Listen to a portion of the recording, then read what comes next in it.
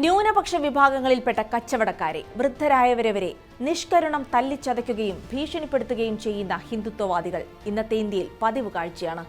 ആ അക്രമി സംഘങ്ങളെ എതിരിടാൻ പോലീസ് പോലും മെനക്കെടാറില്ല. അതിക്രമങ്ങൾ തുടരാൻ അവർക്ക് ധൈര്യം നൽകുന്നതും അതുതന്നെയാണ്. എന്നാൽ ആ പതിവിന് വിപരീതമായുള്ളൊരു വാർത്തയാണ് ഉത്തരാഖണ്ഡിൽ നിന്ന് പുറത്തുവരുന്നത്. സംസ്ഥാനത്തെ പൗരി ഗർവാളിൽ 70 വയസ്സുള്ള മുസ്ലിം വ്യാപാരിയെ ഭീഷണിപ്പെടുത്താനെത്തിയതായിരുന്നു ബജ്രംഗ് ദൾ സംഘം. എളുപ്പത്തിൽ ഭീഷണിപ്പെടുത്തി പോകാമെന്ന് വിചാരിച്ചായിരുന്നു എത്തിയതെങ്കിലും അവർക്കെതിരെ ഒരുവൻ രംഗത്തെത്തി. ധീരമായി അവരെ നേരിട്ടു. അതിന്റെ ദൃശ്യങ്ങളാണ് ഇപ്പോൾ സോഷ്യൽ മീഡിയയിൽ ചർച്ചയാകുന്നത്. വിശദമായി നോക്കാം. സ്വാഗതം ഇൻഡെപ്തിലേക്ക്.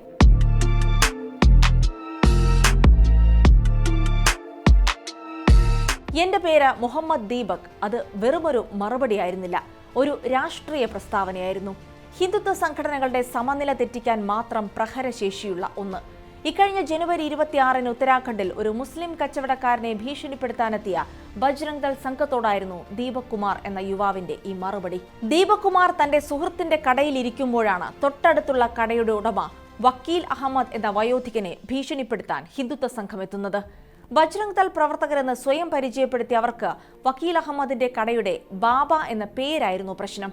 ശബ്ദം കേട്ട് കാര്യം തിരക്കിയപ്പോൾ ദീപക്കിനോട് വിഷയത്തിൽ ഇടപെടരുത് എന്ന് കൂട്ടത്തിലൊരാൾ ആവശ്യപ്പെട്ടു. എന്നാൽ ഒരു വൃദ്ധനെ അയാളുടെ മതത്തിന്റെ പേരിൽ ഭീഷണിപ്പെടുത്തുന്നത് നോക്കി നിൽക്കാൻ ദീപക് തയ്യാറായില്ല.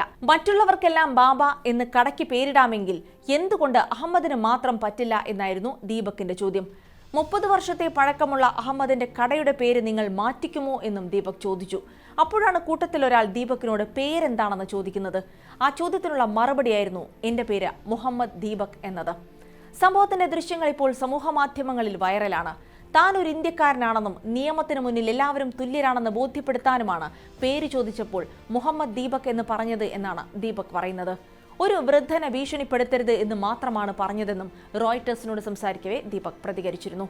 അന്ന് അവിടെ നിന്ന് ഹിന്ദുത്വ ആൾക്കൂട്ടം പിരിഞ്ഞു പോയെങ്കിലും 2 ദിവസങ്ങൾക്ക് ശേഷം ദീപകിനെ ചോദ്യം ചെയ്യാൻ മടങ്ങിയെത്തിയിരുന്നു. ശനിയാഴ്ച കോട്ടദ്വാറിലെ ഒരു പാർക്കിൽ ഒത്തുകൂടിയ സംഘം ദീപകിനെതിരെ മുദ്രാവാക്യം മുഴക്കുകയും ചെയ്തിരുന്നു. തനിക്കും കുടുംബത്തിനുമെതിരെ ഭീഷണിയുണ്ടെന്നാണ് ദീപക് പറയുന്നത്. അതേസമയം പോലീസിന്റെ മുന്നിൽ വെച്ചാണ് തനിക്കെതിരായ ഭീഷണികളും മറ്റും ഉണ്ടായതെന്നും കൂടി ചൂണ്ടിക്കാട്ടുന്നുണ്ട് ദീപക്. എന്തു തന്നെയായാലും താൻ എടുത്ത നിലപാടിൽ ഉറച്ചു നിൽക്കുകയാണ് അദ്ദേഹം. തെറ്റ് ചെയ്തുവെന്ന് കരുതുന്നില്ല, വാക്കുകളിൽ നിന്ന് പിന്നോട്ട് പോകാനും ഒരുക്കമല്ല എന്നാണ് ദീപകിന്റെ നിലപാട്. താൻ ശരിക്ക് വേണ്ടിയാണ് നിന്നിട്ടുള്ളതെന്നും ദീപക് കൂട്ടിച്ചേർക്കുന്നു. നിലവിൽ ഭീഷണിപ്പെടുത്തിയവർക്കെതിരെ പോലീസിൽ പരാതിപ്പെട്ടിട്ടുണ്ട്. നിയമ നടപടി സ്വീകരിക്കുമെന്ന് പോലീസ് അറിയിച്ചെങ്കിലും FIR രജിസ്റ്റർ ചെയ്തിട്ടില്ല എന്നാണ് വിവരം. അതിനിടെ ദീപക് രാജ്യത്തിന്റെ ഹീറോ ആണെന്ന് വിശേഷിപ്പിച്ച് രാഹുൽ ഗാന്ധി രംഗത്തെത്തിയിരുന്നു. ഭരണഘടനാ മൂല്യങ്ങളെ ഉയർത്തിപ്പിടിക്കുന്ന, ആരുടെ മുന്നിലും തലകുനിക്കാത്ത, ഭയപ്പെടാത്ത ദീപകുമാരെ രാജ്യത്തിന് ആവശ്യമാണെന്നും അദ്ദേഹം എക്സിലെ പോസ്റ്റിൽ കുറിച്ചിരുന്നു. പുഷ്കർ സിംഗ് ധാമിയുടെ നേതൃത്വത്തിൽ BJP സർക്കാർ ഭരിക്കുന്ന സംസ്ഥാനത്ത് ന്യൂനപക്ഷങ്ങൾക്ക് അരക്ഷിതമായൊരു അന്തരീക്ഷമാണ് സൃഷ്ടിച്ചിരിക്കുന്നത്.